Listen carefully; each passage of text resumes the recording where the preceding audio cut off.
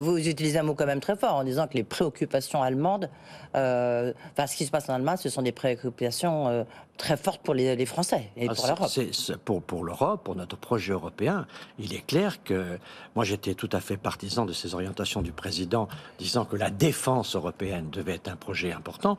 Quand les Allemands Oui, si achètent américains, oui. et quand tous les peuples ont peur de la guerre et pensent américain, je dis, où est le projet européen? Or, il n'y a pas aujourd'hui une action de l'Europe sur le plan historique si on n'est pas ensemble avec les Allemands. Oui, mais les Allemands, ils ne sont pas en phase avec nous.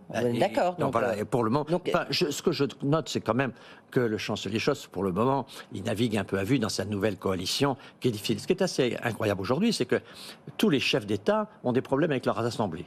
On le voit avec M. Biden, on le voit avec la France, on le voit avec l'Allemagne, on le voit à peu près partout. Il y a des problèmes aujourd'hui de gouvernance partout dans le monde. Mais il est clair aujourd'hui que nous avons besoin d'un rapport de force mondial dans ce monde des grands empires. Et dans ce rapport de force mondial, l'Europe n'a pas d'autre chance que de faire exister un rapport franco-allemand puissant. Oui, et parce que sur ce que vous dites, il y a aussi cette guerre commerciale où on voit bien que les Français sont... Enfin, l'Europe, les Français notamment, on est coincé justement entre cet étau américain et cet étau chinois. Absolument. Nous, on a vraiment, aujourd'hui, nos entreprises, pour être mondiales, elles ont besoin d'être sur les deux marchés. L'Oréal, Sanofi, Schneider, tous ces grands groupes, ils sont mondiaux. Pourquoi? Parce qu'ils sont forts en Chine et forts aux États-Unis. Et donc, les États-Unis ne peuvent pas nous dire « faites la guerre à la Chine ». Donc, nous, on a besoin d'un équilibre. Bien sûr qu'on est proche des Américains. On a la démocratie en commun. Entre parenthèses, je suis admiratif de taux de participation des Américains. On les décrit sur beaucoup de choses, mais là, c'est quand même un facteur qui génère de l'admiration.